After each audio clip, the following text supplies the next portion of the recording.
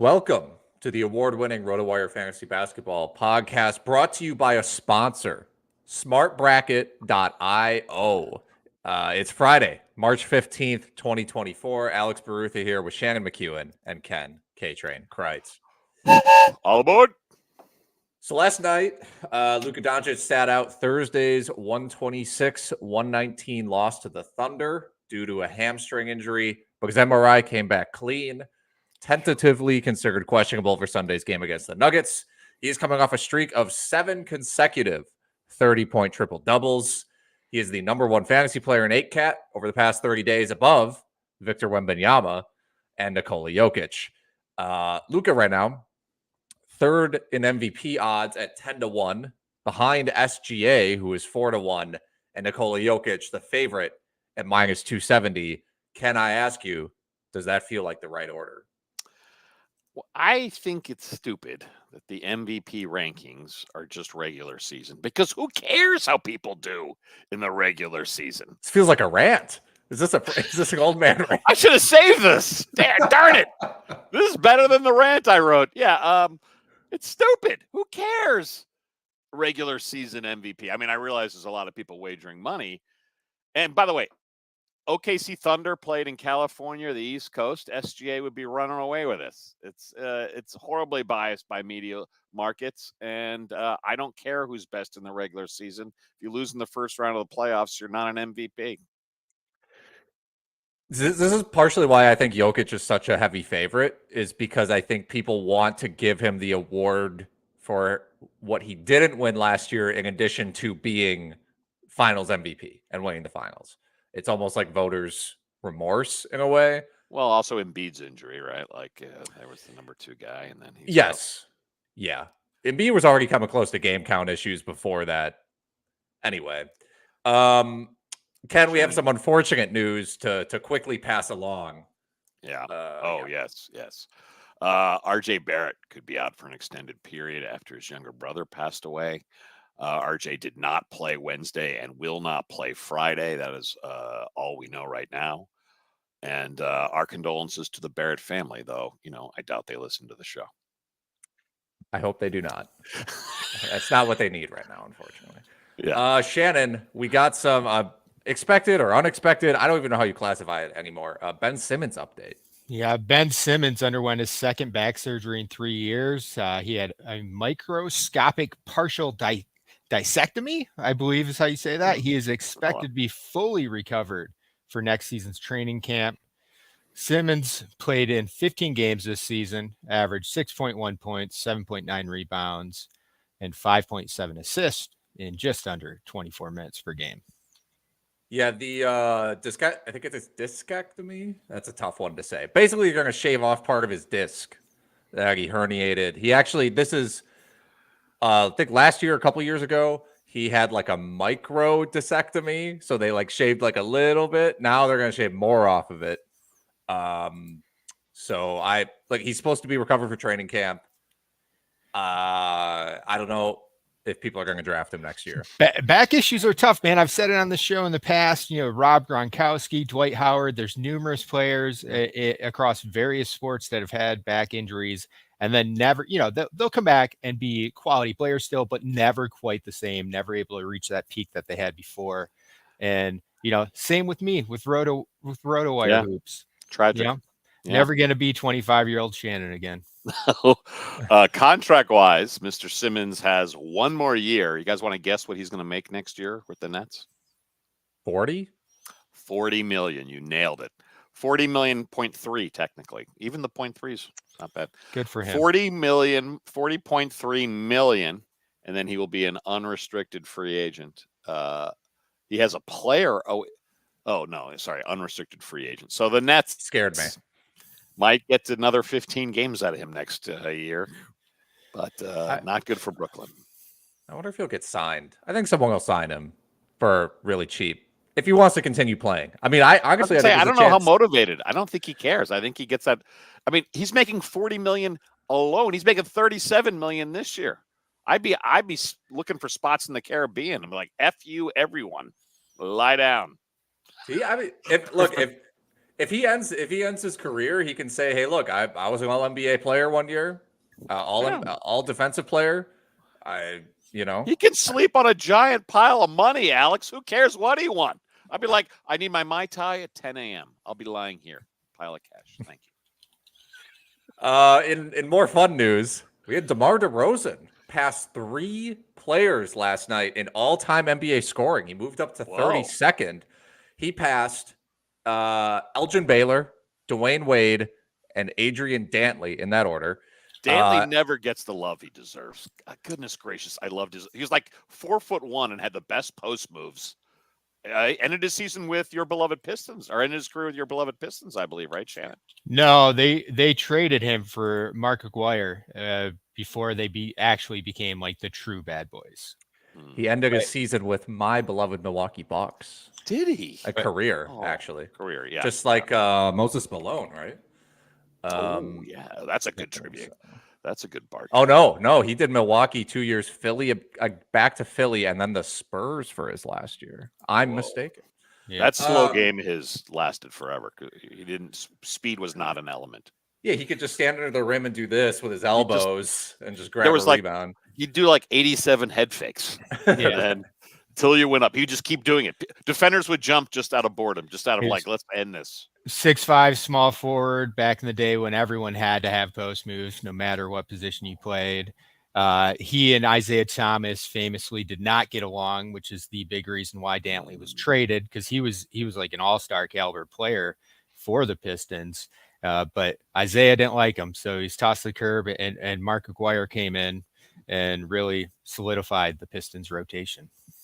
And we have now officially lost the age 20 to 35 segment, so maybe we should get back to Well, very, very quickly, I do want to mention, everybody above DeRozan in the all-time scoring list who is retired is a Hall of Famer, except for Vince Carter, who is eligible in 2024 and is a finalist for the 2024 class. So, Ken, I ask you, which may spark another old man rant, is DeMar DeRozan a Hall of Famer? Like, maybe this is 2 questions. Do you think he should be in the Hall of Fame, and will he probably be a Hall of Famer? I'm going to say yes and yes. I mean, at some point, just the career stats, you just have to, like you just say, like to your point, when you're at a stat level where everyone around you is a Hall of Famer, isn't that the argument? I'm not like those baseball guys that love to get into 72-hour arguments and start political rallies about their guy getting in or not getting in. It's basketball.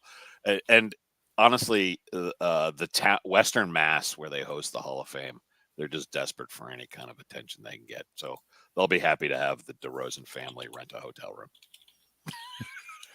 I think he'll get in. I don't know if in an ideal world, like if we really cut down the Hall of Fame to make it very elite, if he would get in, but I think he's going to get in. Agreed. Yeah. Let's talk about our friends at SmartBracket. Please. Hey, March Madness fans. Before we dive into the madness, we wanted to loop you in on one of our sponsors, Supported Intelligence. There's none of that on this podcast. They've developed an AI tool called SmartBracket.io that could really help when you are building your brackets. Think of SmartBracket.io as that one friend who always has the inside scoop thanks to something they call rapid recursive technology. It's like having a secret playbook for your March Madness picks, making your bracket a bit smarter while saving you a ton of time. If you love the game and your bracket could use a bit of an edge or a full-on strategy overhaul, SmartBracket.io is worth a peek. It's fun and easy to use while leveraging some brilliant AI technology. It might just give you those bragging rights that you're after.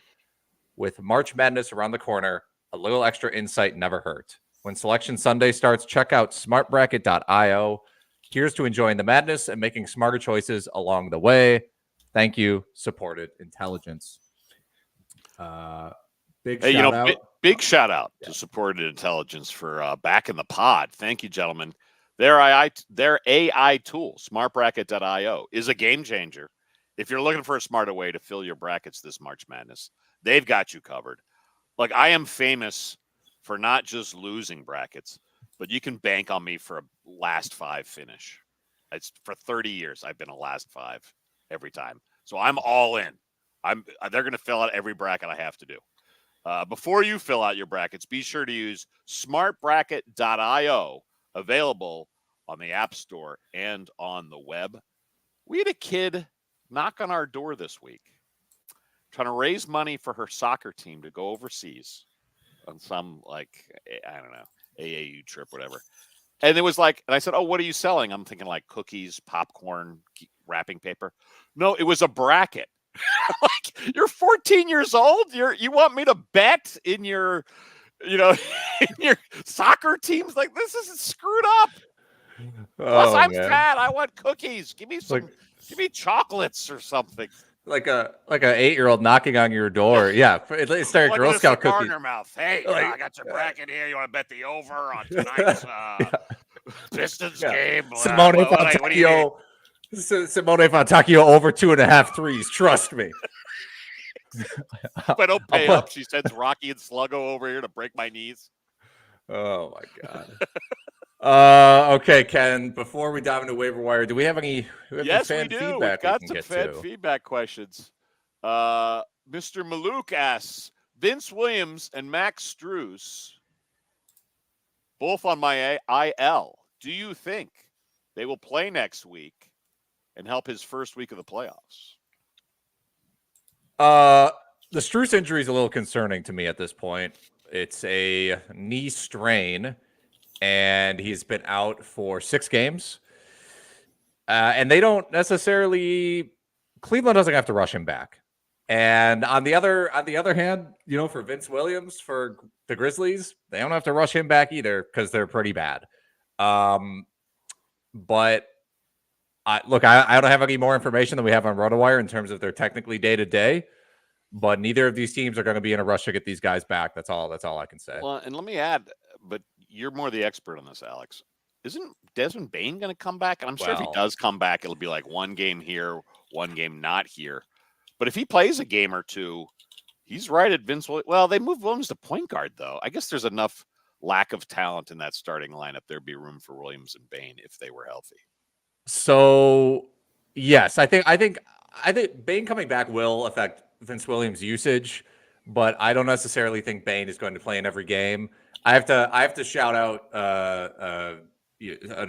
someone who works in our industry, Josh Lloyd, on him looking at Jaren Jackson's game logs and noting who Jaren Jackson plays against versus who he does not play against. He does not play against teams like Charlotte and Washington.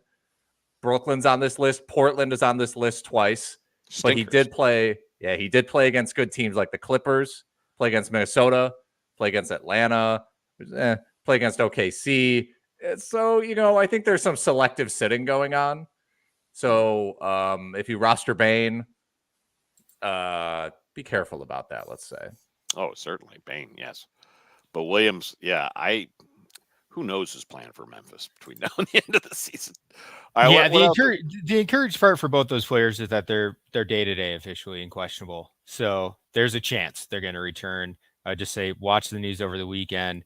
And if you need to submit a fab bid for a replacement, get that in because it might not be determined. We'll know more about Williams for Saturday's game. And I'll just throw this in. Mr. Maluk, he is giving us a shout out from Jakarta, Indonesia. Hello, Indonesia. We are loved in Indonesia. Next question comes from Christian Rogers. I'm going to guess he's not in Indonesia. Thoughts on Toronto's power forward center, Jontay Porter? Possible silly season candidate? Look, I'll say yes, possible, but I'll let Shannon touch on this since I talked about like 3 minutes just a second ago. Yeah, Porter's had a couple decent games off the bench for Toronto. He has 25 fantasy points and 41 fantasy points in only 22 and 21 minutes. That's really buoyed by 4 blocks and 1 steal in that 41-point outing. So he has upside. He has the ability to go out there and rack up some stats if he's getting the minutes. He is the brother of Michael Porter Jr., correct, Alex? Oh, yes, he is. So there's that. It's in the blood. I'm not a big believer. I'd like to see him get a starting nod before I am going to stream him in.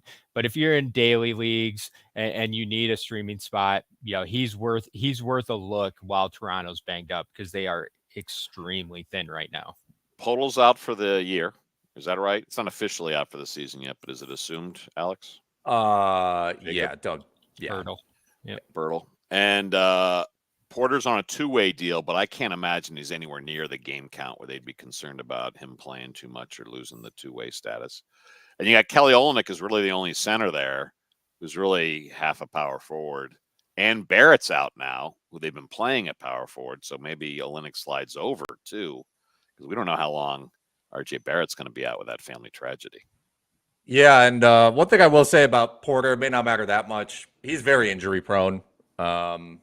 He missed his entire rookie season basically with a knee injury that was undisclosed. I know this because I checked right now and I wrote 18 Jontay Porter notes. And they were all out Friday, out Thursday, out Sunday, still out Friday, out Wednesday, ruled out Monday, out Saturday, out Saturday. Yeah. So injury prone. But everything Shannon said is true. If he plays, he can put up numbers. I feel like you're going to start questioning your career choices when you realize you wrote 18 Jontay Porter. Oh, I was questioning it mid-sentence as I wrote another one. I was like, can we just say he's out for the year? Can we just make up our own sources? And then Reds 22 will end on this, has a strategy question. I think I know the answer, but it's, do you recommend picking up streamers first thing in the morning or right before tip-off? Well, I don't play in any daily transaction leagues. I will say the earlier the better in theory, because nobody else is going to be able to get to them. If you get to them first, I think if it's right before tip off, that's a good time for guys who are questionable. Also depends if you have a transaction limit. Like I'm in a daily league with just 4 transactions. So if you get somebody early and all of a sudden there's some gem, but you may have used up your transactions for the week. Shannon, any thoughts here, sir? Yeah, I oftentimes will even try to pick them up the day before if possible. To me, it's always the earlier the better. So that's the route I would go. You just have to take more time, do some research, and identifying the right players to pick up. So the early bird gets the worm, you might say. Yeah. By the way, shout out sweet Pistons hoodie. I know you've worn it before on the pod, but looks good, Shannon. Thanks. We will be auctioning it off. Pod worn Pistons hoodie. What's our charity? My salary. Back pain. We should. I believe it's time. It's time for the money segment of the show. The waiver wire. We have, per usual, 2 regular picks and 1 long shot pick. The regular picks must be rostered in less than 50% of leagues. 1 long shot pick must be rostered in 25% or less of Yahoo leagues, though at this point in the year, roster rates are a little more nebulous, let's say. For game count next week, Charlotte and Dallas have 2 games, and the rest of the teams are basically split between 3 and 4. So keep that in mind when adding guys, when dropping guys, etc.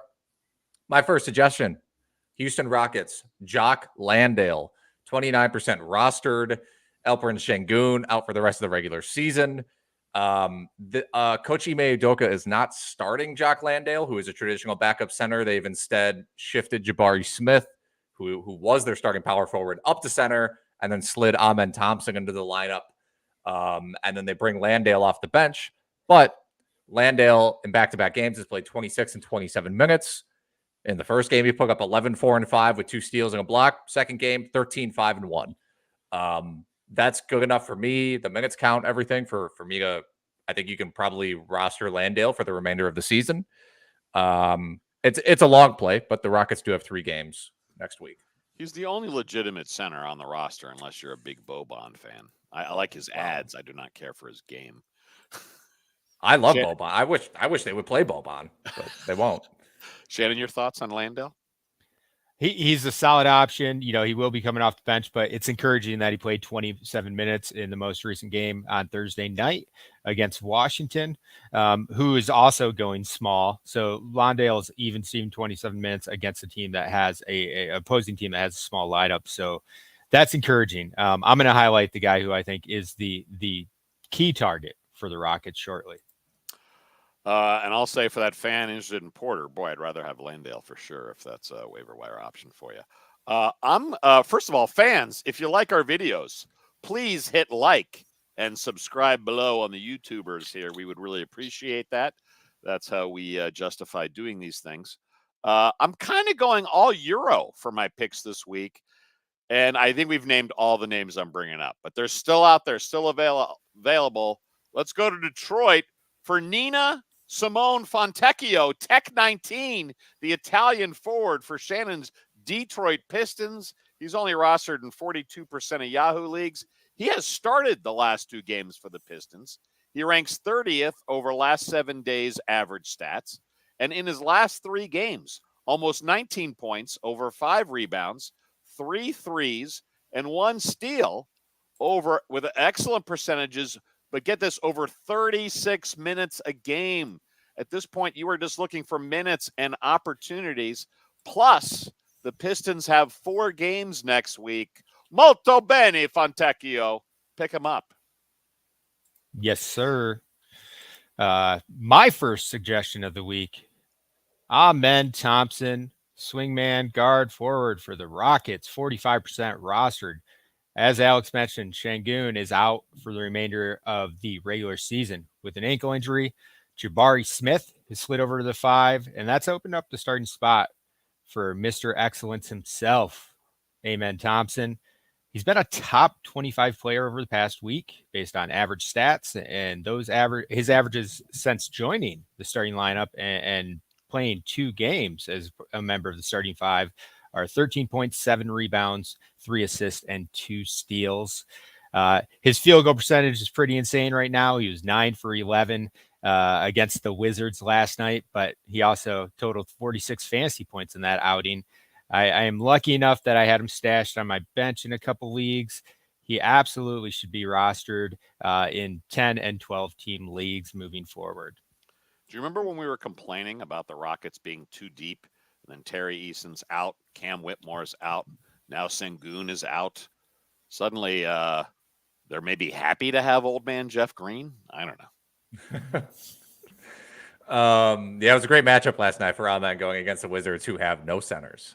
Everyone's a good matchup going against the Wizards. I watched the last 8 minutes of that game, and I was like, I don't think either of these teams really care about who's going to win right now, even though the Rockets were up 15.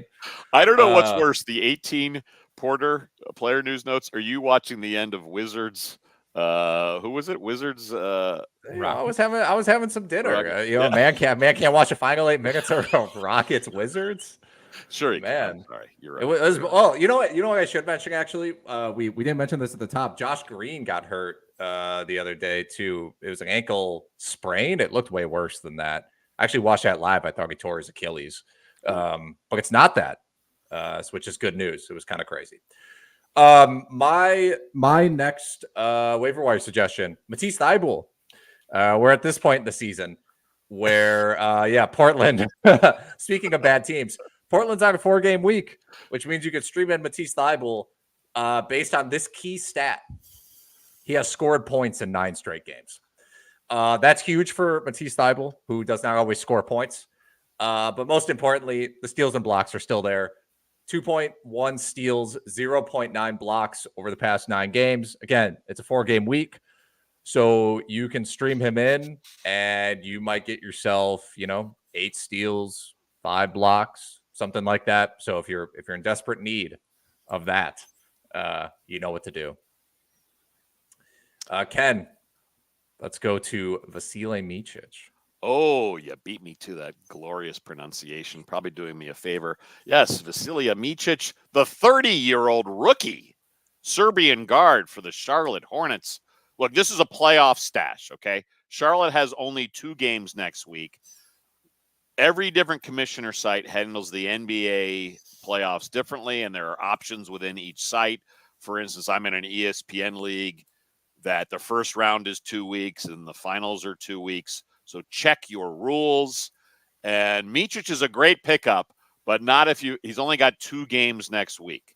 Look, the Charlotte season ended months ago. They've essentially turned into OKC's G League team with Micic, Mann, and Pokashevsky.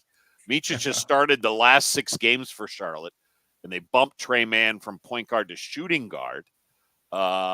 Wednesday night, Micic had 25 points and 8 assists. That was against a woeful Memphis Grizzlies squad. He shot 9 of 10 from the field. That's not going to continue. But more importantly, look, last 6 starts for Micic. 16 points, over 6 assists, almost 2 threes, while shooting an elite 93% from the free throw. And most importantly, playing 32 minutes a game for these terrible Hornets. There's a gazillion minutes of playing time for Micic after this week when he only has 2 games. It's wild to me that his roster percentage hasn't gone up more, 32%. We've talked about him 3 out of the past 4 weeks, I believe. Yeah. I think it's absolutely. 36%. But I'm sure on ESPN it's like 2. Yeah. All right. Take us away, Shannon. My second recommendation for the waiver wire is George the Minivan Niang, forward for Cleveland. Rostered in 11% of leagues, 5 consecutive starts with Evan Mobley out. He's averaging 14.2 points, 4.2 rebounds, and 2.8 3-pointers in 28 minutes per game. He's been a top 75 player over the past week. I believe Niang will stick in the starting lineup even after Strus returns. They'll probably revert Okoro or Dean Wade. Those are 2 of the other guys who have received spot starts. One of those 2 will go to the bench, and Strus will pop back into the lineup. So I think Niang's pretty safe for as long as Mobley's out. They need Niang's size with Mobley out. And as someone who could also, as someone who could stand to lose 15 pounds and lived in Cleveland, I love George's game. He plays bigger than he is too, and he's still a perimeter guy. Yeah, I like him. Got like some width, if you will. Yeah, big man body, big thick boy. Oh man. Okay. Yes, sir.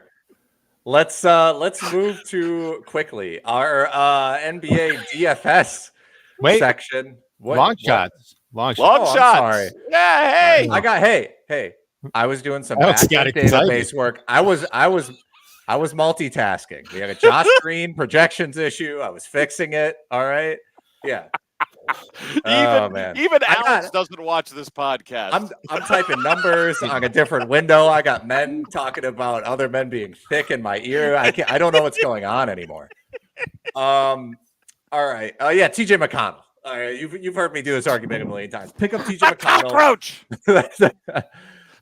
Timothy John, the man has 4 games next week. You know what that means? Fire him up because he will get you 20 assists. He continues to play. 20 steals, 20 assists, and he might score 20 points in any given game. Over his past, I'm going to go back farther. Past 11 games for TJ.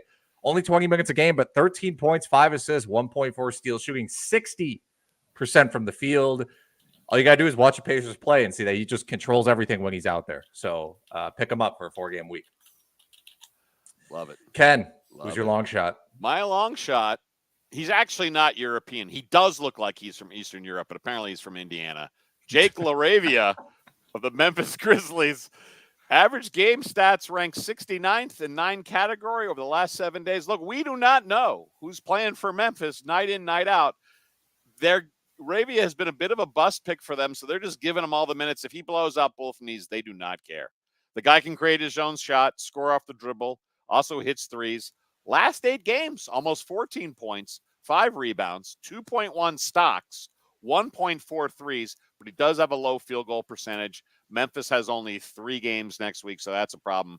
But decent long shot. He's only managed in 16% of Yahoo and only 4% of ESPN's. So if you're desperate, Jake LaRavia, someone's got to shoot for Memphis. That is factually true. And that's the point of the season that we're at with Memphis. And we've been there for a while. Yeah. Okay, Shannon, Let's wrap this thing up. Yeah, our final long shot suggestion of the week: Nickeil Alexander-Walker or Walker Alexander. I think I might type. Which one is it? Now I'm confusing myself. Alexander-Walker. Yeah, golly. Forward for Minnesota, 7% rostered. He's seeing a larger role with Karl Anthony Towns. Or wait, is it Towns Anthony? Damn it. These names, these hyphenated names, and my backwards typing.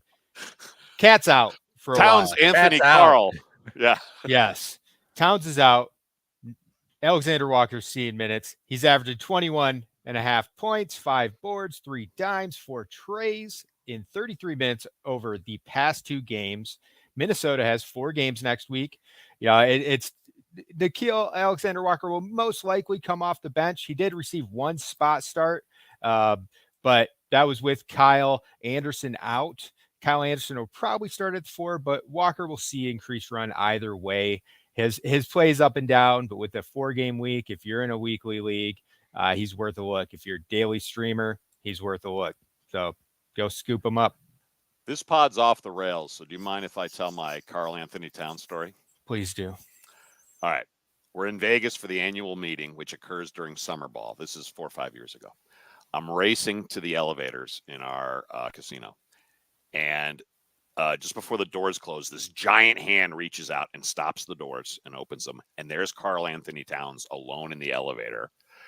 And I walk in, a little fanboyish, and I'm like, whoa, I thought Rookie of the Year's got their own elevator. He looks me in the eyes and goes, yeah, Wiggins is using it.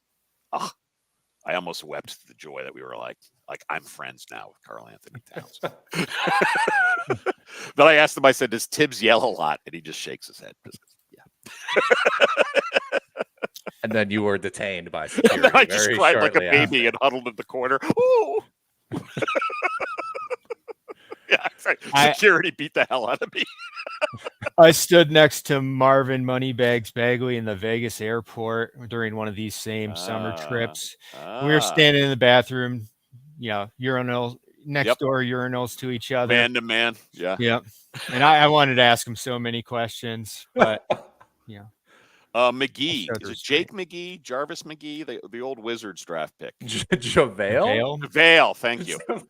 I knew it at the time. I forgot it now. JaVale McGee and I, yes, also waited for luggage on a similar Vegas trip.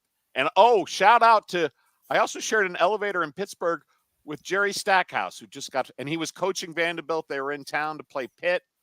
We were in town to see our daughter in Pittsburgh. Anyway, Jerry, sorry, but you got laid off by the Vanderbilt this week.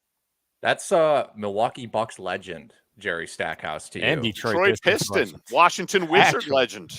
I mean, all 3 of us. Actual Detroit Pistons legend. I believe he led the NBA in scoring one year when he was on the Pistons. That, so I first of all, he was head to toe in Vanderbilt clothing. My wife had no idea who he was. And I said, Coach, my Celtics aren't giving Neesmith any time. And he just laughed his head off and he said, he's in Ime's doghouse. And I was like, all right, cool. Jerry Stackhouse and I, friends. Oh my God. I think you reported it on RotoWire. Jerry Stackhouse told me. I wrote Neesmith officially in the doghouse. Are we done? Is that the we got wait. Shannon, you got a long shot. Yeah, he just talked about it. That's how we got in this rant. All right, Alexander-Walker, Karl Anthony Towns. Friday DFS segment, gentlemen. Give us your DFS advice, and I will answer questions. Oh boy, there are 6 games today. Highest over under. All of these over unders, I guess, are a point of discussion now. We won't get into that. 223.5 is the highest over under. Atlanta versus Utah. So we got some questionable guys in that game. Taylor Hendricks, Bogdanovich, Jalen Johnson. Look, there are only 6 games on the slate. We can probably just quickly go through them all. But first, Shannon, let's just start with Miami-Detroit. That's your crew. Yeah, that's a decent game to target. I actually like the Miami side a little bit more, and I'm siding with Jimmy Butler. He's got 2 games against Detroit this season already. and he is averaging 48 fantasy points per game in those two contests. One other big note to pay attention to is Cade Cunningham. He's questionable for tonight with a left knee injury management is the reason for that. So you want to keep an eye on Cade. He's 8,500 on DraftKings. Couple of good outings from him against Miami too, averaging 46 fantasy points per game in two contests. If Cade sits, that's a big boost for Jaden Ivey, 6,200 on DraftKings. He's eligible at point guard and shooting guard. Asar Thompson already ruled out for tonight, which means another spot start for Simone Fontecchio, Tech 19 at 50, I believe. Let's see. Let's confirm his salary. He's about 5,300 on DraftKings. So that makes him a decent value option. For me, there are two other games that I'm watching pretty closely. All right. You guys just sit back and listen. Ken, take those headphones off. You don't need them. All right. The two games I'm really watching, Utah versus Atlanta. It's the late game. And then the Clippers and Pelicans. James Harden is uncertain for Friday night. And we saw with Friday what happens when James Harden is out. It's Bones Highland time, baby. Bones Highland went off for 50 fantasy points last night in the spot start, 32 minutes, 17 points, 11 assists, five rebounds, 4 steals. If Harden's out again, Bones Highland has to be in your DFS lineup. He has still vastly discounted because the slate came out before last night's game finished. Bones is $4,300 on DraftKings. I will say, we got a good morning from Alan Seslowski, esteemed coworker, video editor, content creator. We must have been really screwing up for Alan to check out this video. Apologies, I Alan. apologize to the fans. I posted the wrong time, so yeah, Alan. It's been a train wreck, and I'm a big part of that. I'm sorry, Shannon. That's fantastic DFS advice. Yes, Bones Highland time. It's in full effect. Bones never shy about shooting, right? Like if they get the minutes, he's a gunner. He does not care who he angers. Absolutely. I will say, Shannon mentioned the Miami-Detroit game. I like Rozier tonight in that matchup. 6,800. It's not bad for Rozier. Detroit's backcourt defense, not great, especially without Asar Thompson being there. Phoenix versus Charlotte. Phoenix 10-point favorites on the road. Will be down to Eric Gordon, notably. Charlotte's still down LaMelo Ball, Seth Curry, Caleb Martin. Look, we talked about Vasilije Micic earlier. He's been balling out for them. It is a tough matchup, though. Is there anybody in particular that you like in this game, or is this kind of a stay away for you? A little bit of a stay away. Micic, solid value. It's the second half of back-to-back for the Suns, right? They played on Thursday night. So that worries me a little bit. I want to see, it's very possible the Suns decide this is a night off for a couple of their regulars. We'll see. If he's active, and especially if Booker or Durant sit for some reason, I do like Brad Beal on DraftKings. Just a good value under 7,000. One last pick, or a couple guys I want to highlight. One, Toronto, we had mentioned shorthanded. Bruce Brown, he's been getting extra run, back-to-back outings with 30-plus minutes and 30-plus fantasy points, 5,900 on DraftKings. And then the Utah-Atlanta game that I mentioned earlier, I really like the Utah side. Utah is sitting, they've already ruled out numerous players for tonight. Hendricks is a game-time decision, but Clarkson, Dunn, Markkanen, all ruled out. They don't have anyone at the guard spot other than Keontae George, Colin Sexton. Maybe George has been hot. He's gunning. He is shooting. He is gunning. About the dimes. Even Talon Horton Tucker could see some extra run tonight, but both Sexton and George are fantastic values. Like you mentioned, Ken, Keontae George been on fire. He's got back-to-back. He had one minor game where he left early due to illness, but he jumped right back in and back-to-back 40-point outings. He's only 6,600 against a good matchup against Atlanta. The myth of DeJounte Murray's defense being quality continues to be a myth. So please target Keontae George. He doesn't care. And he knows he's not even going to be. He's not going to be in a Hawks uniform next year, right? Is he? I don't know what Atlanta's doing.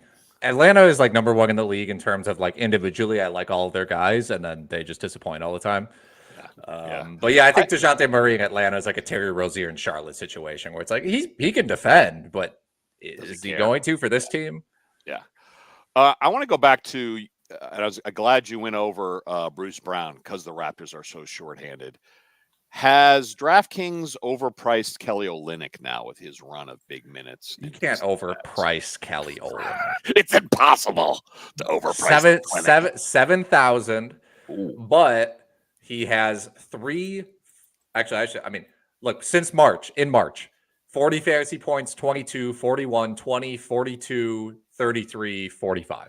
So I think he's appropriately priced, actually. He's a lock to get a fantasy point per minute. So yeah, I agree. I think he's pretty much appropriately priced. I don't like the matchup against Orlando though. Yeah, Orlando, stout defense. Slow. Okay, let's talk about one more game here. I don't think you mentioned it, Shannon. Denver, San Antonio. Got Wembanyama going up against Nikola Jokic. Denver's been playing some of the best defense in the NBA as of late. They've really turned it up a bit. Anything you like in this game? This is another game where the road team, Denver, is double-digit favorites. Yeah, blowout potential is certainly there. No big surprise. Michael Porter Jr., he's been on a nice little hot streak recently. Aaron Gordon's discounted. On the San Antonio side, I like Sochan. I was just going to say Sohan. Yeah, exactly. He's been on a run. Run. He's been on a nice run, and he also is only 6,000 on DraftKings. He's got back-to-back 34 and 38 fantasy point outings in the past two. He's been very solid for the Spurs lately. Had a 36-point night a week ago too. Yeah, absolutely. And the blowout of this is that the Nuggets sit, but I don't think Pop cares. He's not going to rest his young guys like Sohan. Those guys need as much experience as they can get, right? He's going to play regardless of the score. Yeah, I think so. Yeah, I mean, you could look at anybody's game logs. I mean, if you just want to use, Wembanyama as sort of a barometer, Wembanyama hasn't seen less than 30 minutes since February 25th. And it's not like all those games are competitive, Yeah. All right, I think that wraps it up for our Friday DFS segment. That means that it is time for Ken's Old Man Rant. Arg! You know what chortles my second chin? Old timers playing fantasy baseball, or should I say rotisserie baseball. Fantasy hoops is so much better. Who would you rather watch, LeBron James or little Jose Altuve? My goodness, that 162-game baseball marathon is a grind. Most teams are eliminated in July. And really, you want me to track holds? Holds? Good Lord. NBA games don't stop so a player can go to the rosin bag. Plus, every pitcher gets hurt every time the wind blows. I think Garrett Cole is out for 4 years. Elbows are not meant to throw a ball 100 miles per hour. And I don't care who's the fifth starter for the Kansas City Royals. Give me fantasy basketball every day of the week, baby. Arrgh! Ken, as a fellow old, this is a very anti-old take that you have here. And also, you're dead wrong. Fantasy baseball is by far the best fantasy sport. It's not even close. Not even close. Forced. And frankly, there would be no fantasy industry if it wasn't for the invention of rotisserie baseball. But I was out of ideas. That was the best I could come up with. I don't participate in fantasy baseball except for, there's nothing going on NBA wise. There's no NFL. And it's like, you know what? I'm on Underdog or something. Let's throw on a bunch of home run props, sling them together. That's fun to me. How's that working out for you? Let's say worse than NBA is. We'll keep it at that.